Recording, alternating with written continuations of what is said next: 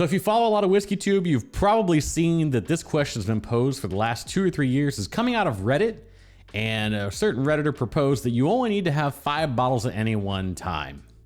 So the list goes like this: a daily drinker, one to impress your guest, a cheap mixer, something great, and a special occasion whiskey. I'm gonna do my best to give you my 5 in less than 5 minutes. Here we go.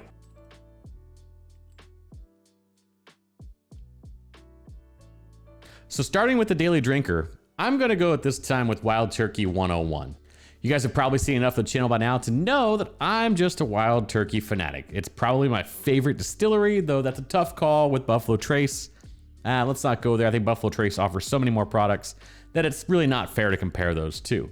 What is great about this whiskey is it's right in my wheelhouse. It's a high rye mash bill. It comes in at 101, which is on the low end of my preferred proof range, and it has just enough sweetness to balance some things out and make it interesting, along with some little nutty character at time, which I thoroughly enjoy. It also doesn't hurt that this one's right around $30 or less on the wallet. So, for those reasons, it makes it my daily drinker of choice at this time. Now, the impress your guest category. This one was really tough for me because I thought of this 2 different ways, and at the end of the day, I think you'll see which way I leaned. Here was my first bottle that I was thinking about putting in, the Old Fitz. And of course, visually, this bottle was just beautiful, right? It's got the decanter, it's got everything going on about it. But then I kind of thought about it and said, you know, I'm not as wild about the liquid in this bottle as another bottle that I'm gonna show you here in a second. But what I wanna do is see if you guys can leave me a comment below and tell me if I made the right choice based off the second bottle, or if this one would be the one that you would have said would have been more impressive to guests.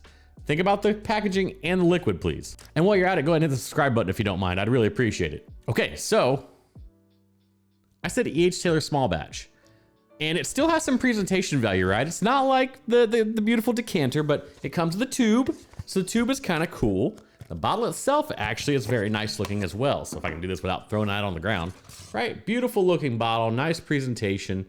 I think this, for me, hits all the marks, to be honest with you, on that impress your guests, because it actually is gonna be excellent liquid inside. Admittedly, it's a little harder to find, but it's not nearly as hard to find as the Old Fitz, because you generally have to either get those at the distillery or be lucky enough to run across one at a retailer that's a very allocated product.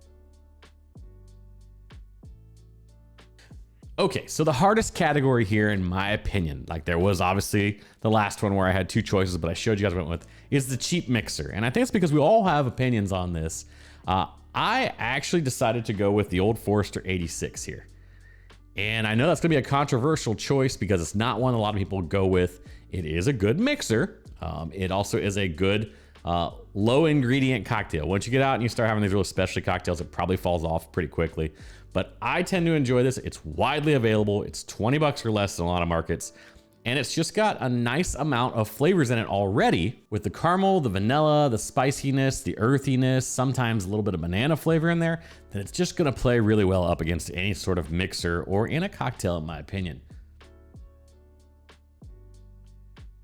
This next category is something great, and there was a caveat put on the Reddit post of this is something you look forward to or will have on a Friday night. And without a doubt, as we're sitting almost into spring of 2023, Larceny Barrel Proof C922. Yes, I know the A123 batch is out. I have not got it yet. It is gonna fit this bill for me. It is 126.6 proof, which is excellent. But the best part is that it actually all pulls together very, very nicely. I like the punch this offers while still being a well-blended whiskey. And to me, that's been one of the best Larceny bottles they put out in quite some time. Now, again, waiting for that A123. Maybe the next version of this video will update with that, who knows? All right, the special occasion bottle. And that bottle, it's 2022 Thomas H. Handy. Admittedly, these are extremely hard to come by. I did not actually even purchase it myself. I had to have some help with this. So I'd love to know what your bottles would be if you want to take the Reddit challenge in the comments below, as well as tell me if I made a bad choice between that Old Fitz and that E.H. Taylor small batch. Really appreciate it. Until next time, everyone, cheers.